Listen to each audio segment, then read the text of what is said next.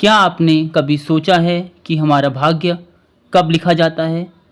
हमारे भाग्य में जो भी कुछ घटित होता है, क्या वो पहले से तय है? क्या यह हमारे जन्म से पहले तय हो जाता है या हमारे कर्म ही इसे बनाते हैं? गरुड़ पुराण सनातन धर्म का एक अद्भुत ग्रंथ है जो इस रहस्य से पर्दा उठाता है। आज हम जानेंगे कि गरुड़ पुराण के अनुसार इंसान का भाग्य कब और कैसे लिखा जाता है और इसके पीछे क्या है आध्यात्मिक विज्ञान।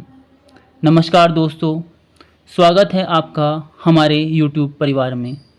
मित्रों, गरुड़ पुराण की इस प्रस्तुति में आप खो जाएं उससे पहले हम आपको बता दें कि इस वीडियो को पूरा ध्यान से देखें, क्योंकि ये गरुड़ पुराण के ज्ञान वर्धिक प्रस्तुति है जो आपके जीवन से जुड़ी हुई है।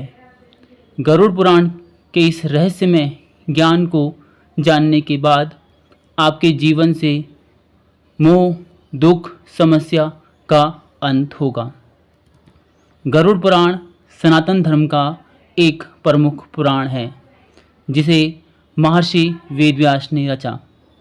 यह भगवान विष्णु और उनके वाहन गरुड़ के बीच संवाद के रूप में लिखा गया है। इसमें मृत्यु, जीवन, कर्म, पुनर्जन्म, यमलोक, पितृलोक, स्वर्ग, नरक और आत्मा के गूढ़ रहस्यों की चर्चा है। गरुड़ पुराण न केवल मृत्यु के बाद के जीवन का रहस्य खोलता है, बल्कि यह भी बताता है कि आत्मा कब धरती पर आती है और उसका भाग्य कब लिखा जाता है। गरुड़ पुराण के अनुसार मृत्यु के बाद यमराज के दूतों के साथ यमलोक जाती है। वहाँ आत्मा के पूरे जीवन के कर्मों का लेखा जोखा किया जाता है। लेकिन नया जन्म लेने से पहले आत्मा को एक विशेष प्रकार की प्रक्रिया से गुजरना पड़ता है।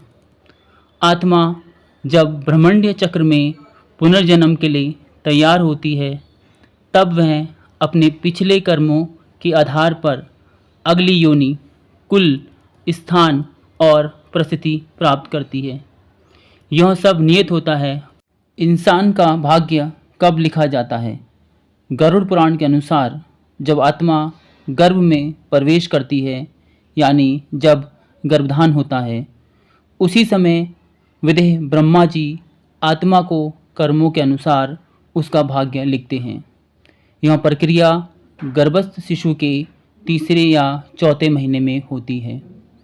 अगर किसी व्यक्ति ने पिछले जन्म में परोपकार, तपस्या, संयम से जीवन जिया है, तो अगले जन्म में उसे उच्च कुल, संपदा, धन और सुखद जीवन मिलता है। इसके विपरीत जो व्यक्ति अधर्म, पाप और हिंसा करता है, वह अगली बार कठिन जीवन, रोग या कष्ट भोगता है। गरुड़ पुराण में बताया गया है कि गर्भ में आने के बाद आत्मा को अपने सभी पिछले जन्म याद होते हैं। वह स्वयं ब्रह्मा जी से प्रार्थना करती है कि हे प्रभु, मुझे सत्कर्म करने का अवसर दें। मैं इस जीवन में पाप नहीं करूँगा, अच्छे कर्म करूँगा।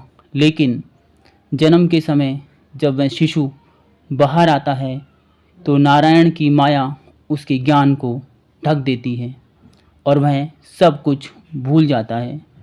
इसलिए हम जन्म के बाद कर्मों द्वारा अपना भविष्य फिर से बनाते हैं। अब प्रश्न आता है, अगर भाग्य पहले से लिखा गया है तो क्या हम उसे बदल सकते हैं? गरुड़ पुराण और श्रीमद् भगवद गीता दोनों इस बात की सहमति रखते हैं कि भाग्य पूर्व कर्म और वर्तमान कर्म से बनते हैं।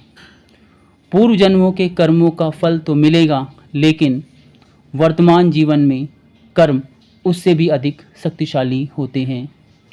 यदि किसी को गरीबी का भाग्य मिला है, लेकिन वह परिश्रम, तप, सेवा, भक्ति करे, तो वह अपने भाग्य को बदल सकता है। कर्म ही प्रधान है, यही सनातन सत्य है। गरुड़ पुराण ज्योतिष विज्ञान को भी मान्यता देता है। जन्म के समय ग्रहों की स्थिति उस आत्मा के कर्मों के अनुसार होती है। ग्रह दोष, शनि, साढ़े साती, राहु, केतु, ये सब कर्मों के ऊर्जा के प्रतीक हैं। लेकिन ग्रह बाधाएं केवल सांकेतिक हैं। क्रम, तप, दान, मंत्र, जप और भक्ति से इनके प्रभाव को बदला जा सकता है। गरुड़ पुराण बताते हैं कि अपने भाग्य को बदलने के लिए कुछ उपाय अत्यंत प्रभावशाली हैं। तो आप सब इन्हें ध्यान से सुने। सबसे पहला, सच्ची भक्ति, विशेषकर भगवान विष्णु और शिव की भक्ति करें। संत सेवा, कहते हैं संत से बड़ी सेवा कोई सेवा नहीं है। संतों की सेवा करने से हमारा भाग्य प्रबल बनता है और हम भाग्यशाली बनते हैं। दान, दान करना, अन्नदान, वस्त्रदान, विद्यादान, जलदान करने से पाप करते हैं। सच्चे संकल्प, आत्मा से की गई प्रतिज्ञा को ब्रह्मांड उत्तर देता है। तो मित्रों, गरुड़ पुराण हमें बताता है कि भाग्य पहले ही लिखा हुआ है, लेकिन उसके लेखक भी हम ही हैं अपने कर्मों से। अगर आप चाहते हैं कि आपका भविष्य उज्जवल हो तो आज ही अपने कर्मों को दिव्य बनाएं। संतों की सेवा करें, अच्छे कर्म करें, दान पुण्य करें, पशु पक्षियों को दाना दें और अपने कर्मों को बेहतर बनाएं। भाग्य वही है जो हम हर दिन अपने विचारों, कर्मों और भावनाओं से गढ़ते हैं।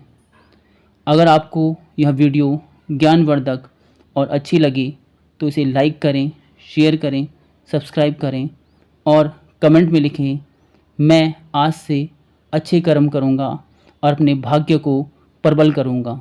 मित्रों, अगर आपने अभी तक हमारे चैनल को सब्सक्राइब नहीं किया है तो इसे सब्सक्राइब कर लें, क्योंकि हमारे चैनल में ऐसे अच्छी अच्छी बातें और हमारे सनातन धर्म से जुड़ी हुई बातें आपको हम प्रस्तुत करते रहेंगे। धन्यवाद।